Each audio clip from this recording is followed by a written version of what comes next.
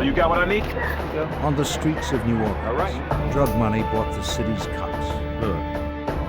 Officers became the strong arm of drug lords, brutalizing anyone who dared speak out. Kim! Help! With police tainted by greed, undercover agents would have to put their lives on the line to bring down the corrupt officers who hid behind a shattered shield.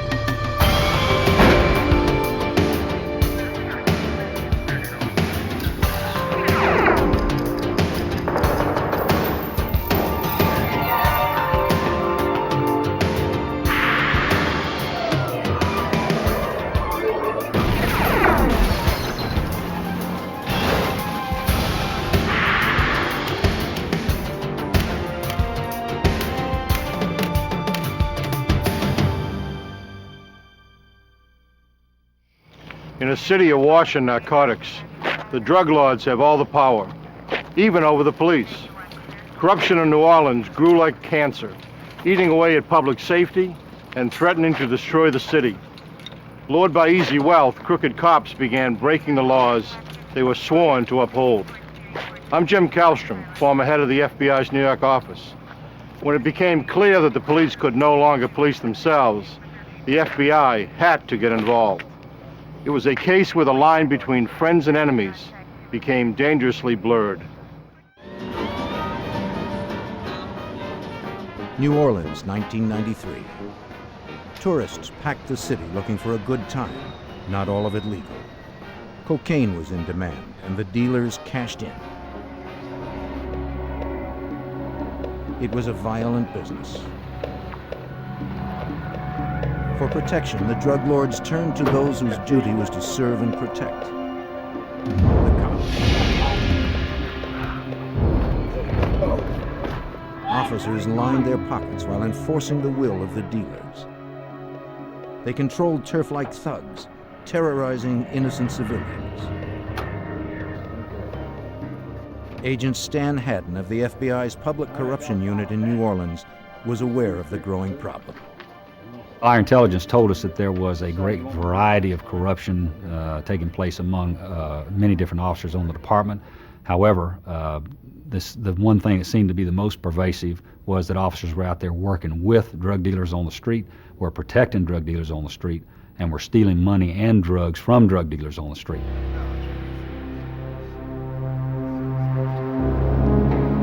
One such drug dealer was Terry Adams, known on the streets as Scaboo.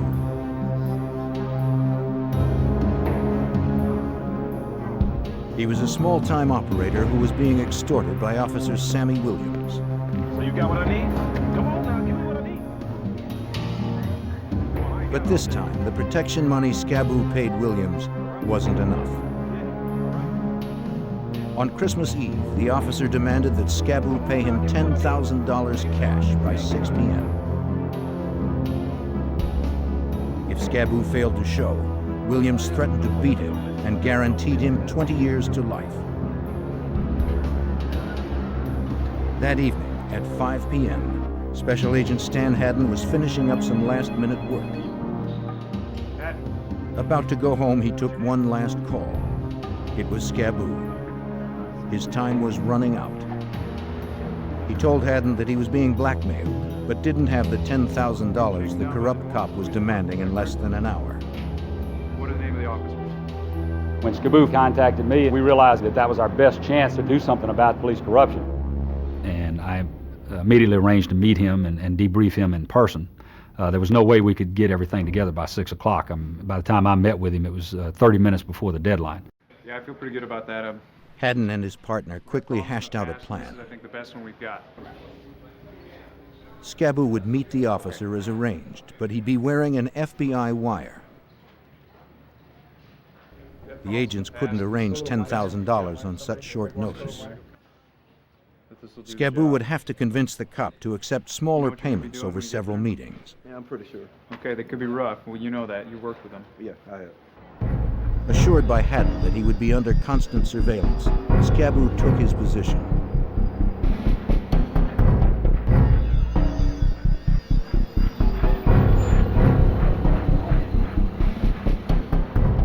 Officer Sammy Williams was still on duty when he arrived with a prisoner cuffed in the back seat of his cruiser.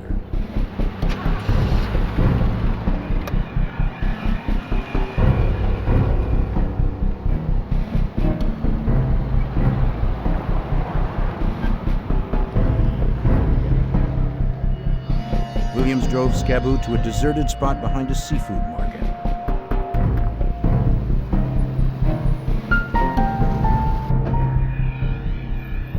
He ordered him to throw the $10,000 into the trunk. Scaboo told Williams he only had $3,000 now, but would pay the rest later. If the cop arrested Scaboo, he'd never get his payoff. Agents hoped Williams would agree to meet him again for more of the money. He did, and the FBI had it all on tape. Haddon believed this one incident could lay the groundwork for exposing more corruption in the New Orleans Police Department. Our main objective was to try and create a strategy that would enable us to prosecute as many bad officers as we possibly could. In the days that followed, agents, along with prosecutors from the United States Attorney's Office, began to plan their operation, codenamed Shattered Shield. Assistant U.S. Attorney Al Winters would advise agents every step of the way on what would be needed to convict the dirty cops. We were involved really from day one. We met with the case agents on numerous occasions and discussed exactly what we were interested in being developed as far as evidence in the case. As with most corruption cases, the FBI's strongest evidence would likely come from wiretaps. According to Special Agent Karen Jenkins, an FBI wiretap specialist, securing them isn't easy. Title III is a court-authorized intercept or wiretap. It's very difficult to get one approved. It's a lengthy process, very time-consuming. Basically, we have to have approval by FBI officials to get one, and beyond that, we have to have the review and approval by Department of Justice officials. Finally, a federal judge will make the final determination as to whether or not one is authorized. After delivering 2 more payoffs to Officer Williams, Scaboo had won his trust. Now the FBI seized the opportunity to take the operation to the next phase. Scaboo would approach Williams with a proposition. The volume of drug business was going to increase, and Scaboo would need more cops to protect it. If Williams was interested in higher payoffs, he would need to hire more dirty cops to handle the expansion. Williams took the bait. Scaboo met with him for another recorded payoff in mid-January 1994. Don't forget now. But this time, Williams showed up with another officer. He turned out to be Len Davis, Sammy Williams' partner. Don't forget now, man. It wasn't surprising. Davis was known in the projects as a gangster with a badge. It's not very good. See if you can make it. Reviewing the tapes, Haddon discovered a problem. What are we listening to? Both Davis and Williams used the coded language of the drug trade.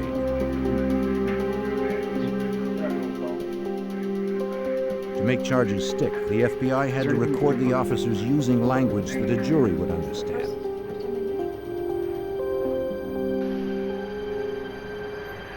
Haddon pressed Scaboo to get Williams and Davis to use words like dope so there'd be no doubt at trial. But when Scaboo told the cops the dope is in, Davis suspected something was up. If you're in the police business and somebody starts using words that are that overt and that plain, that immediately makes you suspicious that this person is trying to set you up. Davis shoved Scaboo into the car and told Williams to drive. The agents would be too conspicuous on the deserted streets. If they pursued the cops now, they would put Scaboo's life at greater risk. The only thing they could do was sit patiently and listen to the wire.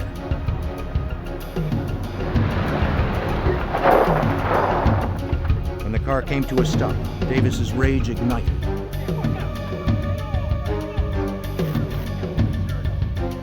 He yelled that Scaboo was never to say the word dope again. They immediately took him to a deserted location, aggressively searched him. You could hear the Velcro ripping loose on his clothes and stuff, and that was a very tense moment.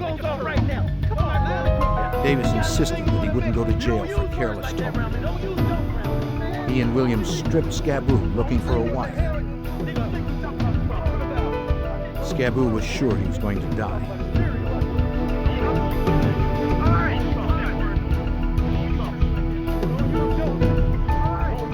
Miraculously, they never found him. He's clean. He's clean. I'm not going to jail behind you. Their trust was restored. You understand me? Scaboo continued his protection deal with Davis and Williams. For the next job, the cops drove him to a store where a drop-off was to take place.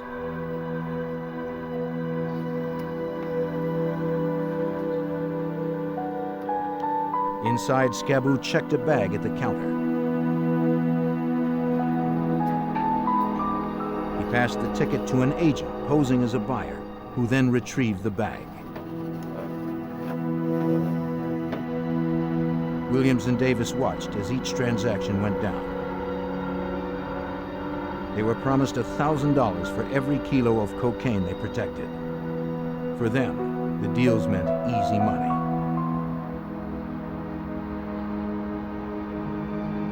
Davis and Williams met Scaboo behind stores and alleyways for the protection payoffs. The FBI recorded every word.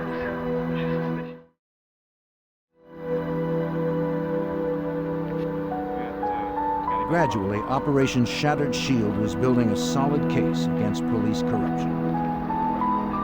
The recordings continued into the spring of 1994. Once agents were sure Davis and Williams were solidly on board, the FBI prepared to expand the investigation. With still more cocaine to guard, Williams and Davis would need to recruit more dirty cops. Federal agents hoped to snare every one of them. But agents knew the officers may become suspicious of Scaboo's rapidly growing drug business. They needed to bring in a big-time dealer, someone whose status as a kingpin would explain the larger shipments. You like some? Sure. Okay. Hadden called on Juan What we're doing Jackson, down here is an FBI agent trained bringing in specifically JJ for working here undercover. to represent a drug kingpin from up in the East Coast.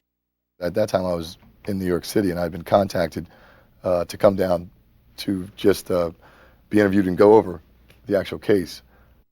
A lot of times, they'll be looking for a certain person, height, weight, color, or whatever, to infiltrate or get into a certain group. Known as JJ, the agent would act as Scaboo's cocaine supplier, proposing to use New Orleans as a hub to store and distribute his product nationwide. I was a high-level drug dealer. I played that role, and I had ties where my operation was in both Miami and in New York City. With the arrival of JJ, Shattered Shield was about to grow from a minor drug business to a booming enterprise. Jackson was one of the FBI's best undercover agents. He was smart and experienced. But his life would be in the hands of the informant, Scaboo, who had no training. Jackson needed to build complete trust with Scaboo, or they'd both be dead. The informant, because he lives that world, is probably for me anyway, the most important, because he himself has been there. He's been around these people. If he's not believable, it's not going to work. And I think that was the big thing for me down there, was to make sure that we were going to be believable. Jackson and Scaboo rehearsed their roles again and again, preparing for the real test with Davis and Williams. Jackson, federal agent from the north, and Scaboo, a southerner who had dealt drugs all his life, had to forge a common history. Their story would be that they had met in the Army. After their stint was up, they'd kept in touch. They hashed and rehashed details of their friendship, habits, fake memories that they'd have to know cold, and when to say them. They were dealing with criminals who could run thorough background checks and who were free to use deadly force. We knew that whatever we had to keep it simple, but we had to make sure that we remembered certain things. The biggest thing I thought that helped us was my initials, my nickname. So no matter how many times they would ask him, what's his name? He believably said, because he only knew, JJ. In April, the FBI was ready to introduce JJ into the operation. He arrived at a hotel carrying what was supposed to be a drug payment of $100,000. For the first time, Williams and Davis caught a glimpse of the big-time dealer. Their perceptions would be critical. The first encounter was in the Sheraton Hotel. They were going to stand at a distance and just observe. It was another test to see if they were willing to do what they were going to do. Hey, I don't know how it's going to work. They could arrest me right now and take me off and, I'm down. Because it was supposed to be drug money. So it was a test. Scaboo told the cops about JJ and his plan to use New Orleans as a transport hub for his cocaine business. Davis and Williams carefully studied JJ's every move. Jackson was creating his character before their eyes. It would become his full-time identity, and it would have to hold up under scrutiny. Everything depended on what the cops thought they had seen, and if they believed the cash exchange was genuine.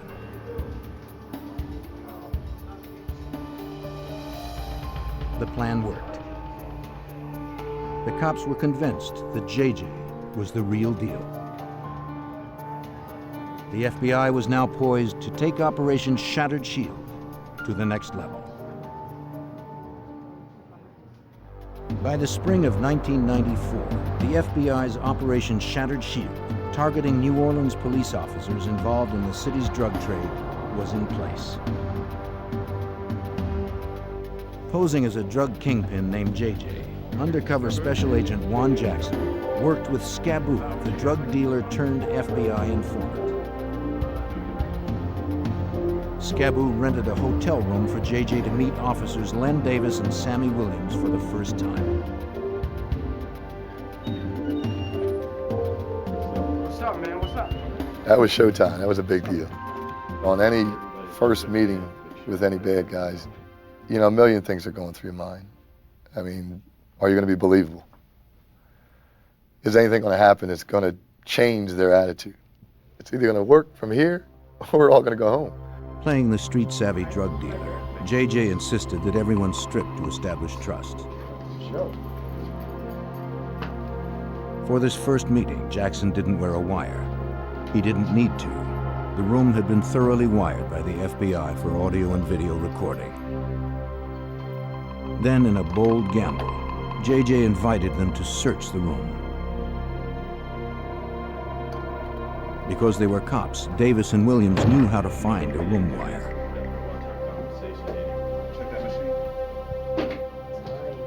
But JJ bet his life on the FBI's technicians. The cops never found the wires.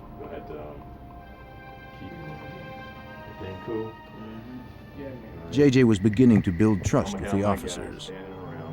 But officers are trained to sniff out deception. I mean, you got to think that I'm meeting with two police officers. Because of the guns, you also always have to remember the threat. You always have to be conscious of the threat and remember exactly where they are and what they're going to do and where the weapons are.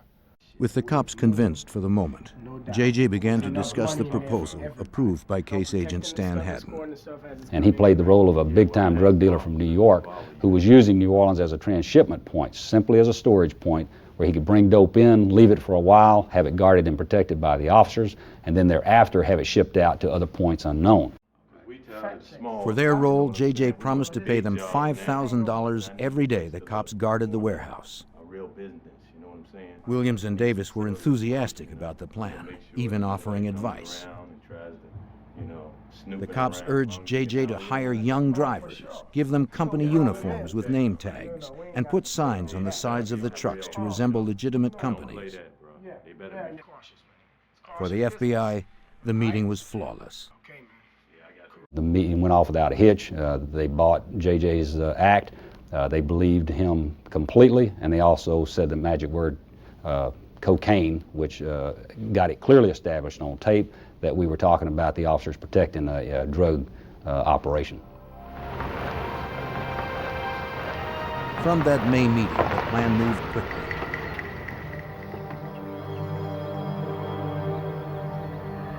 The FBI found a warehouse that met their needs, far from public view and rival drug dealers.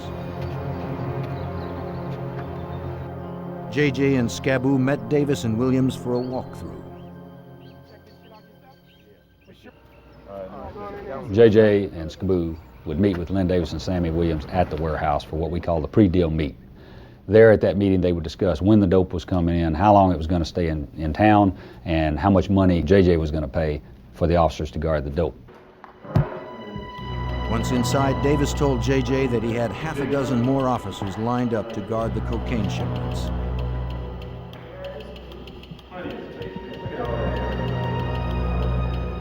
They would work in 10-hour shifts.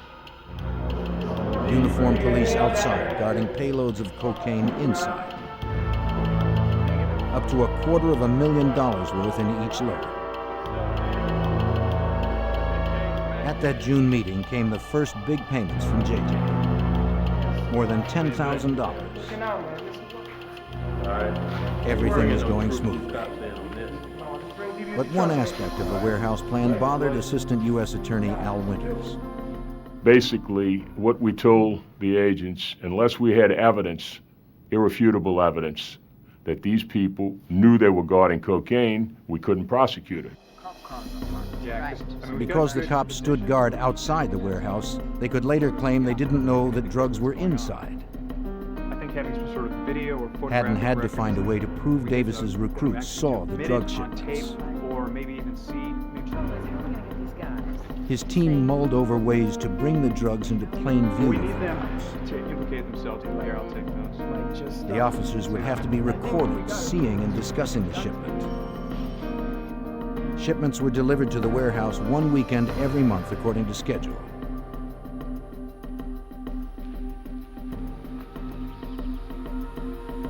Then, in mid-July, the FBI sent a shipment that the guards didn't expect.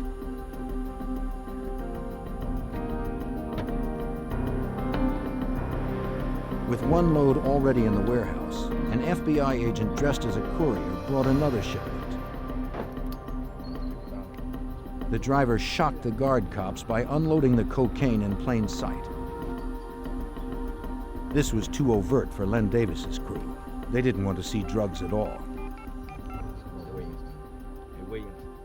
They didn't want the vehicles outside the warehouse unloading drugs and stuff where the officers could actually see it. Quickly, get down here. The cops called Sammy Williams on a cell phone JJ had given him. Williams called JJ, and JJ and Scaboo raced to the warehouse.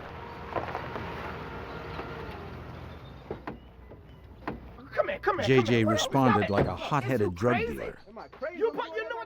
I was arguing with this guy. I mean, we were actually screaming at each other. What are you doing? Where are you? Whatever. And he's observing this.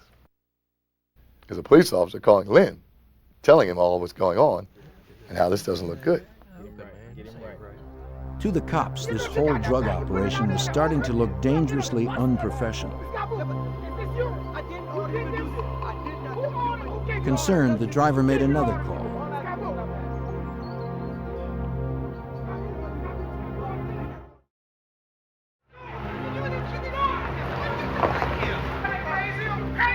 Sammy Williams arrived to straighten out the problem. Okay.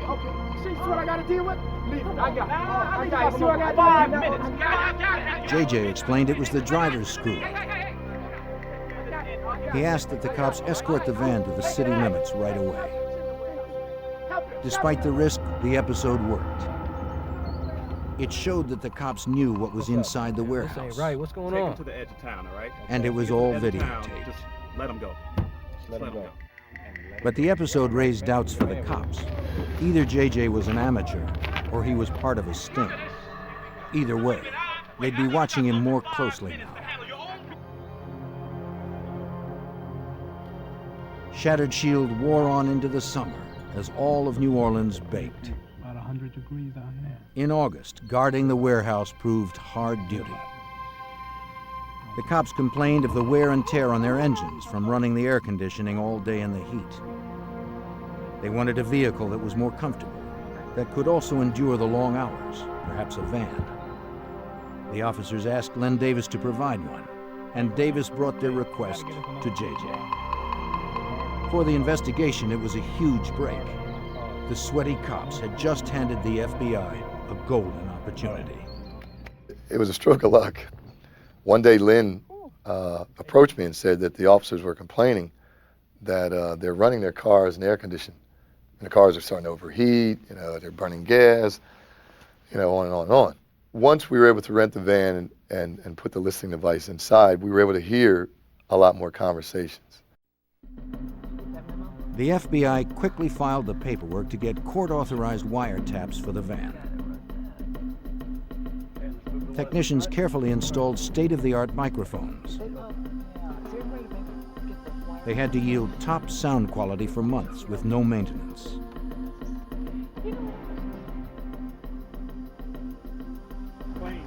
The van was a perfect Trojan horse for getting inside information. I picked this out myself. The shiny new van made the officers suspicious. They wondered if anyone could have tampered with it. It ain't nothing wrong with it. They wanted to know exactly where Davis had gotten the vehicle. I've never seen this vehicle before. Because JJ had so completely won Davis's trust, Davis told the cops that he himself had rented the van. Is it all right for you? He vouched for it. It's okay. That calmed their fears. I picked it out myself. What do you think, man? Len Davis didn't want anyone upsetting his flow of payments. I picked it The out FBI would soon learn just how ruthlessly Davis guarded his interests. After 3 months of Shattered Shield, more and more New Orleans cops came under the FBI's investigation. Len Davis and undercover agent JJ met often to discuss drug shipments and payoffs for police protection. Davis made frequent threats. They'll tell you, we run this city. We do whatever we want to do. They let me know that very many times. If they feel like they want to shut it down, they'll shut it down. But Davis liked the money. JJ knew that as long as the money flowed, he would never shut the operation down. Davis called the shots for the other officers. He recruited and set the schedules using his cell phone. But he complained about his bill. So JJ offered Davis a new cell phone, free of charge. It was one more way the FBI could record the cops' knowing involvement in drug trafficking. The wires the FBI had planted in the warehouse van were paying off. One night, 2 guards on the graveyard shift brought prostitutes to the van. The wires picked up everything, even the cops' sexual indiscretions. When Jenkins heard this, she immediately phoned JJ. The situation was a chance to catch the cops off balance. JJ called Davis to complain and to see what they'd get on tape. He told Davis he had checked out the warehouse and found that the cops weren't protecting it. JJ wasn't paying cops to have sex. He ordered Davis to straighten things out. Davis arrived in a fury. His henchmen were threatening to ruin his whole operation. Lynn was upset. Lynn was a businessman through and through. Lynn wanted it to work exactly one way. And he was really upset that I was upset. And he got up. He came out there and just kicked everybody out. You got a problem, man. JJ's call brought Davis down on him hard that night. But the episode triggered deep suspicions among the dirty cops. They now felt sure that JJ was the problem and believed they could run the operation better themselves. They discussed ways to kill JJ. Their plans alarmed Agent Karen Jenkins. When I heard those conversations where they were threatening to do harm to our undercover agent, it sent a chill down my spine. It scared me. Before I came to New Orleans, I had worked with JJ in another office, so I knew him personally, and I was very concerned. Despite the threats to his life, JJ was resolute, keeping the cops engaged with plans to further expand the operation. He promised Davis that the largest shipment would arrive before Christmas. After that, he would move the deliveries to another part of the city. So that's what the phone I'm talking about. You with that? All the time, JJ had to draw out more evidence on tape without making Davis suspicious. He was very careful. He watched everything. He paid attention to everything I said. There were conversations where we'd talk, and I'd use the word cocaine. He would count the times I used it. And he would tell me, Jay, you said cocaine 5 times. Jay, you said kilos 5 times. So I had to be careful. At the same time, Haddon and his team had to defuse another plot they overheard. The cops were threatening to kill the couriers and steal the cocaine. The agents scrambled delivery times and mapped new routes to and from the warehouse to keep the cops off balance. With so many dirty cops, the FBI couldn't make a clean sweep from the outside alone. Agents would need someone powerful in the police force to be a strong ally. Despite the danger of leaks, they decided to seek help from within the New Orleans Police Department.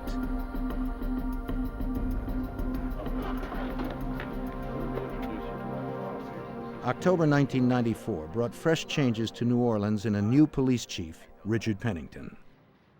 So, how do you like our first? Pennington was an outsider from Washington, D.C., hired in the hopes of reforming the Crescent City's crooked police force. Since you're just moving in, actually, why don't you have a seat? The FBI invited the new chief for a meeting.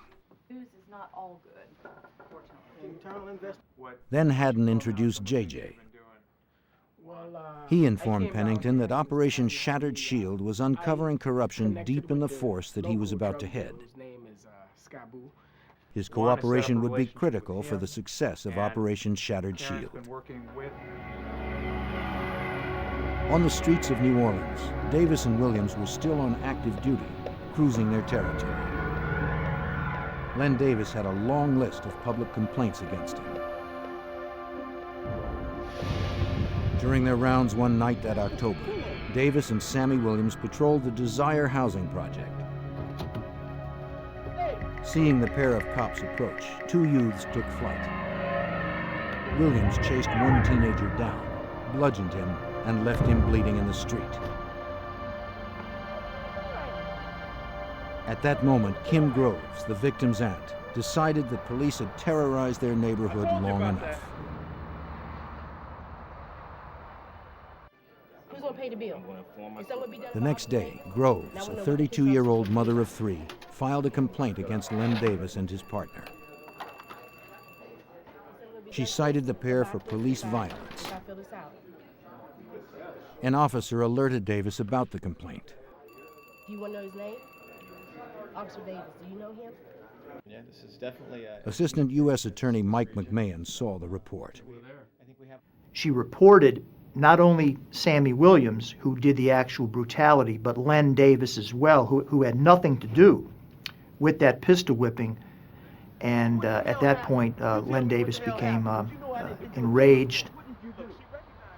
For Davis, Groves' complaint came at the worst possible time. It would bring unwanted attention just as the new police chief was coming on board. I know what I'm gonna do. I'm gonna get her. Len Davis vowed to get revenge. The same day that Kim Groves filed her complaint, Richard Pennington was sworn in as New Orleans' new chief of police. That marked the start of Shattered Shield's final phase, the shift from an FBI effort to a partnership with a city desperate to clean house. That very night, Agent Jenkins recorded several conversations that would show just how rotten some of the city's men in blue had become. The first call was cryptic. Hours after Pennington was sworn in, Len Davis made a call on his cell phone.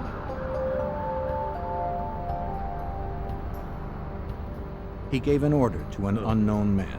I need you to do a 30 for me. The FBI taped the conversation, but because Davis spoke in modified police code, agents didn't know what it meant. While they attempted to decipher it, agents recorded a second, more disturbing call. This time, the unknown man called Davis. As they spoke, a police dispatcher announced a murder in the Desire housing project. The victim's name, Kim Groves. When Davis heard the news, he cried, "Rockabye." It was the triumphant cry of a killer. When he later heard it, the call shocked Assistant U.S. Attorney Mike McMahon. As soon as he confirmed the name of Kim Groves, Davis shut off the radio, and then on the wiretap conversation over the cell phone just exulted in a primal scream of delight that indeed Kim Groves was dead. When agents reviewed the tapes and checked the phone records, they discovered that the man who spoke to Davis was Paul Hardy. Davis had asked Hardy for a 30, a police code normally used to report a homicide.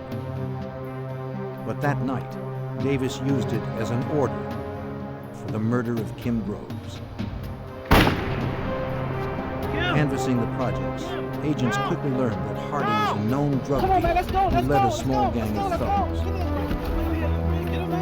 With the help of two accomplices, Hardy acted quickly, coldly, and for just $300. As he sped away over a bridge, Hardy threw the barrel of the gun into the canal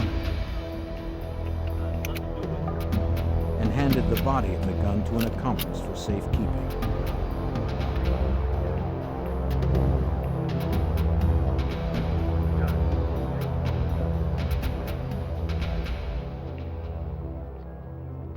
What's up, man? When the FBI realized Davis's role in the murder, agents grew more concerned for JJ's safety. JJ met with Davis soon afterward.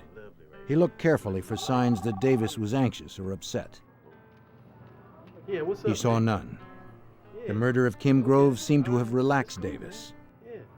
Look, let me call you back later, JJ right? still had to play his part, the role of a drug lord. Though uneasy, he was careful not to talk about the murder. I appreciate it. Thanks a lot. I wanted to ask a lot of questions about it. I couldn't. The only thing I'd ask him was, is there anything different happening since the last time I was here? He said no. And we went on just like nothing ever happened. Is he a cold-blooded killer? I could probably do you in a minute? Yeah. Having seen what Davis and his cops could do, JJ had every reason to believe that he could be next. He was unaware that they were already planning ways to kill him. Days after Len Davis ordered the murder of Kim Groves, the FBI learned of more threats by Davis's men. A New Orleans police officer assisting in Operation Shattered Shield received an anonymous threat. It came with Kim Groves' obituary. The message was clear. Death would come to those who talked. That day, Stan Haddon learned of still more threats against JJ and the other agents. Agent Jenkins had recorded 5 cops at the warehouse plotting to kill the couriers and JJ. Then they would steal the cocaine and sell it themselves. Haddon had no choice. The FBI had to wrap up the operation before it was too late. Once we realized that the lives of our undercover agents were at serious risk, then we had to react to it. We had to do something. The FBI needed to move up their plans for the big shipment J.J. had promised to Davis. A cocaine shipment so large that it would require a half dozen more cops to guard it. But Haddon needed a location unfamiliar to the cops, a place where the FBI could mobilize quickly. He and his team scouted the Mardi Gras truck stop on Elysian Fields Avenue. The spot had good highway access. It also posed little risk to the public in the event of a shootout. The cocaine would arrive on an 18-wheeler, then be loaded into cars and escorted by the cops out of the city. Every detail had to be mapped out. The plan would require the coordination of 85 agents positioned strategically along the routes. When Davis put out the word about a huge November 18th shipment, he enticed new recruits.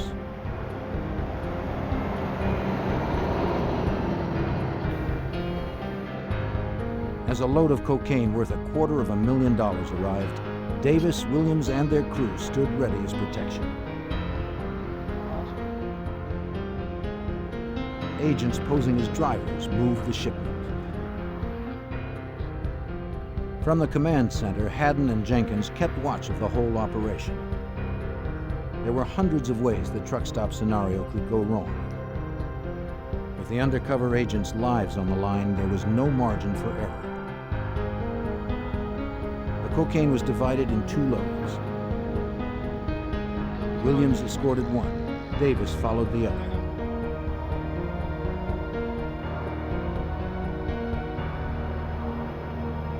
They shepherded the couriers to the edge of town, shielding them from other drug gangs and from the law. To make it easier for our surveillance, we had one of the courier cars go to the east and one go to the west because we had 2 complete surveillance teams operating simultaneously, and we didn't want the 2 to get crossed up with each other. The operation went off without a hitch. 6 additional cops were videotaped in the act of drug trafficking. The FBI was about to enter the last phase of Shattered Shield, arresting the corrupt cops who would kill anyone who opposed them.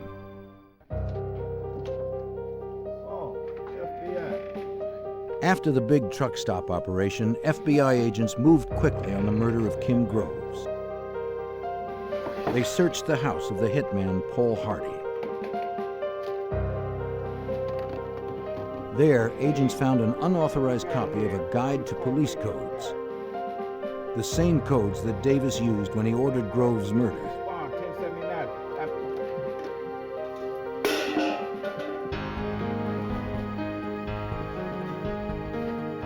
Another search at the home of one of Hardy's accomplices turned up the murder weapon, a 9mm handgun.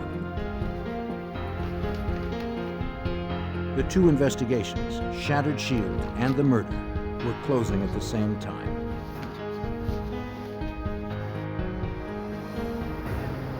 For the ringleaders, the FBI took no chances.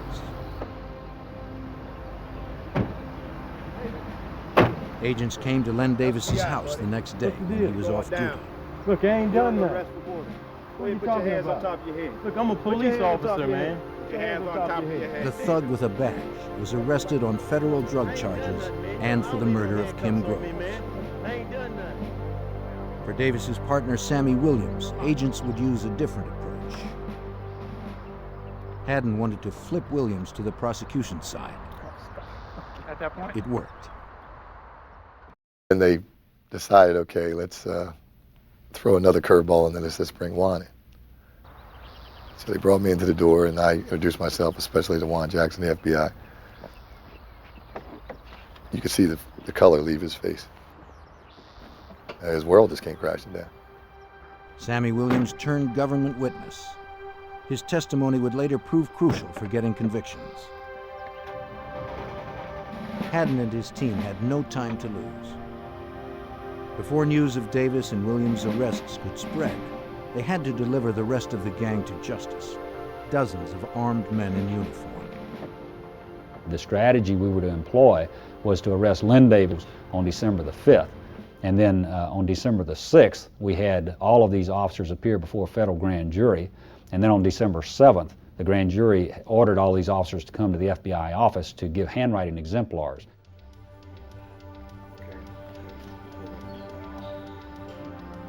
Len Davis's recruits arrived at the FBI's office to give handwriting samples for analysis together with 60 fellow officers.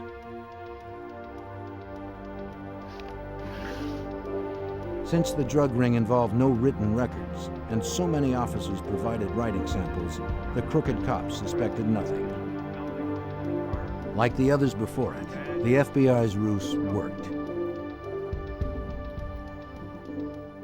One by one, more than a dozen dirty cops of New Orleans were arrested. That was a safe way to do it because obviously all of these officers were armed and they were facing very serious charges, and that was a way to do it to avoid any potential for any bloodshed or any unwanted resistance by the officers. In court, the FBI's recordings built a solid case against the officers. The videos and audio tapes spoke louder than the code words and erased all doubts that jurors might have had. Agent Karen Jenkins knew the evidence was strong. The jury was able to hear for themselves what the officers said. They were able to see for themselves what they were doing because of the videos that we had. That wasn't me. It could have been anybody. As prosecutor Al Winters had predicted early in the investigation, Davis tried to talk his way out of it. All police officers know what that is. It's a homicide. Even after all the safeguards we took, Davis's defense at the trial was that he was conducting his own undercover operation, that it was not really done according to the book, but, you know, he was a poor cop and didn't have a lot of training, but he was trying to conduct his own undercover operation. Davis never admitted any wrongdoing. He didn't need to. The audio and videotape spoke for themselves. Faced with the prospect of convicting those sworn to protect them, the citizens of the jury listened intently. The tapes were chilling, and as those tapes were played, the courtroom was as silent as a cathedral. Has the jury reached a verdict? Yes, Your Honor, we have. Will the defendant please stand? The jury deliberated just 15 minutes. We, the jury, find the defendant guilty of murder in the first degree and hereby sentence the defendant. Len Davis was sentenced to death for his role in Kim Grove's murder, which was later commuted to life.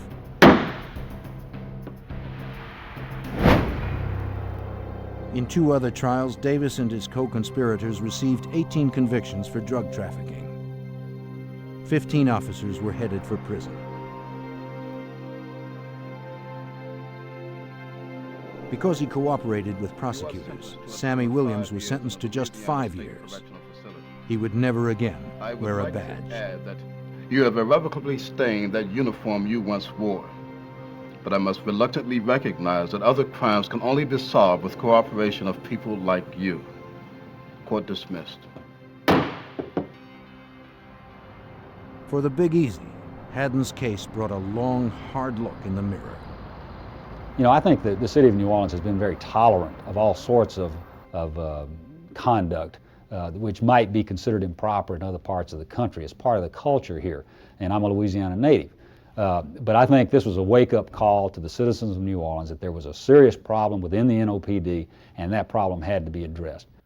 You know, you take an oath, and I think that when you do that, there's no excuse for anything else. I think we helped.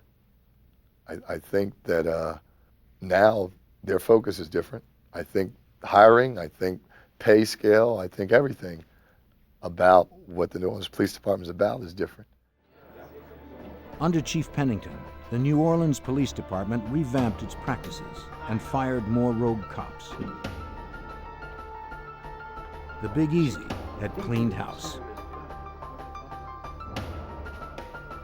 The department and the FBI continue to work together to bring justice to the city's streets.